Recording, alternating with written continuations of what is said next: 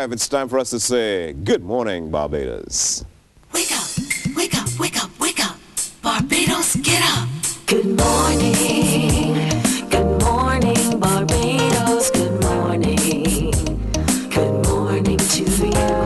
Good morning, morning, morning, morning. Good morning, good morning to you. Good morning to you. How are you doing? Thursday, the penultimate day before Friday. That's a word we learned yesterday. That's why I'm. Did we? Well, that's a word that was. Did we learn it yesterday? Well, we didn't learn it, but it was there, and it was part of the class teaching, and it was like yesterday. Yeah, it was No, it was. Was it? Yes, it was. Yes, it was yesterday. Yes, it was. Good morning, Cassandra. Good morning to you. Good morning to you, Good morning, Kaz. Good morning to you. I hope you're doing good as well. Clearly, we're all feeling good, in good spirits, ready to share some love with you this morning on Morning Barbados.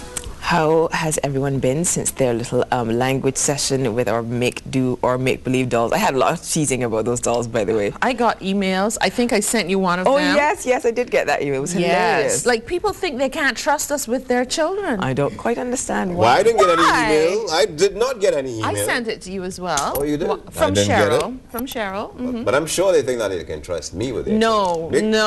She uncategorically stated, I know who I will not be leaving my children with. The Team CBC Sitters Club. Oh my, we have to find some way to get back from that. We are good with children. We swear. We're just not good with the stuffed kind. I think we did a great job of convincing them otherwise. I think so too. But that was good fun. It was good Children fun. are not safe around the CBC crew. Colin, do your little children's talk again. That one was something else. Hey, the what? language. Oh. Yeah, well, I talk with my son just like that. Like that? Yeah. That's why I don't understand why people don't trust him, because he's had practice. Yeah. He had like real life children. Yeah. Well, I've babysat a lot of real life children. Yeah. A lot of them. But Did they go running home to their mothers? I didn't want to be predictable, You expect me to know everything. So I had a little fun with it. I, of course, froze with utter nerves and discomfort. Well, so Katrina, your arm goes down in history. My arm. My arm goes down in history. Yeah. I'm not bothered. I don't. What's the baby's first word? Dada. What's Katrina's first word? I felt ambushed. I felt put on the spot. My godchildren would be aghast because that's not how I am with them. Well, no, we're wondering how is she with the godchildren. That's what I'm saying. Like keep Katrina's godchildren away from Katrina. Oh my parents. goodness. That's cold. Yeah, we're just kidding now. We're just kidding. But yeah, it's okay. She was like, one day you will ask me to babysit your son. This and was the little stuffed toy in your hand yesterday. A little bit more gingerly than that. A little bit more gingerly. I was a little bit more gingerly. My little brown bear was just too sweet. Yeah, but there was something about the way the limbs were sewn on mine that made it quite difficult to be believable. I don't know. Yeah? Perhaps I was thinking. No, I think seriously. either of them. No, she's thinking anatomically correct. Yeah. I'd go there if I were her too. Yeah, well, I could see her at the hospital going, this toe looks kind of funny. Take him away. Why don't all parents do that? They literally check for all 10 fingers and all 10 toes, and if the nose is working. Go, and thank God. But the serious reality of it is that, sometimes it doesn't always work out that way. But the thing is about when it's your children, it's not a case of saying, okay, my time is up with the godchildren. Can't give them back. You have to appreciate your package and take the best possible care of it. And then, of course, there's the serious issue of postpartum depression, which we kind of touched on a little bit when we had Shanta. Oh, shoot, I forgot. I can't believe I forgot her name on live TV. My good friend who backs Chelsea. Carrie-Ann. Carrie-Ann Hurley.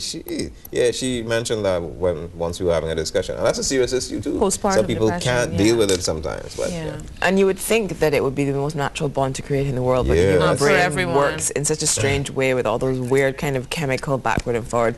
Yeah. Anyway, we are kind of tight this morning, and we've got lots to share with you. So we're going to start off with some top lines with Cassandra. Yeah, we did things kind of differently today, didn't we? Yeah, we did. We went back to our old ways. Not to worry. We were so anxious to chit-chat, but we're giving you an idea of some of the stories we'll give you details to in our news at 7.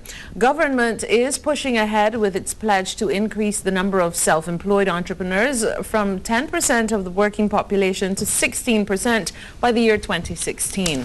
Prime Minister Frondel Stewart says in 3 years, over 1,200 jobs have been created by small and medium-sized enterprises. Small business operators are being encouraged to utilize a new initiative intended to stimulate development in that sector. Assistant Director of the Central Bank of Barbados' Exchange Control Department, Ian Collymore, says it should help these businesses to remain afloat while significantly improving their cash flow. In other news, the Senate has been hearing some of the reasons for the creation of the newly established Ministry of Industry, Small Business and Rural Development. Senator Maxine McLean says one of the major objectives is job creation, especially through small and new business development. In the region, Trinidad's main opposition, People's National Movement, says government had options other than a state of emergency to deal with an escalating crime situation. Opposition leader Dr. Keith Rowley has told a news conference that the recently passed Anti-Gang Act provided enough measures for the coalition's People's Partnership government to seriously tackle the crime situation without trampling on the human rights of the entire population. We'll have details to those and more stories in our news at 7 o'clock, so stay with us for that and more. We take a look now at the headlines in our international and local papers, but we start with the International Herald Tribune. Yes, we do, indeed. And we're looking at the story where the rebels have put a bounty on defiant Gaddafi.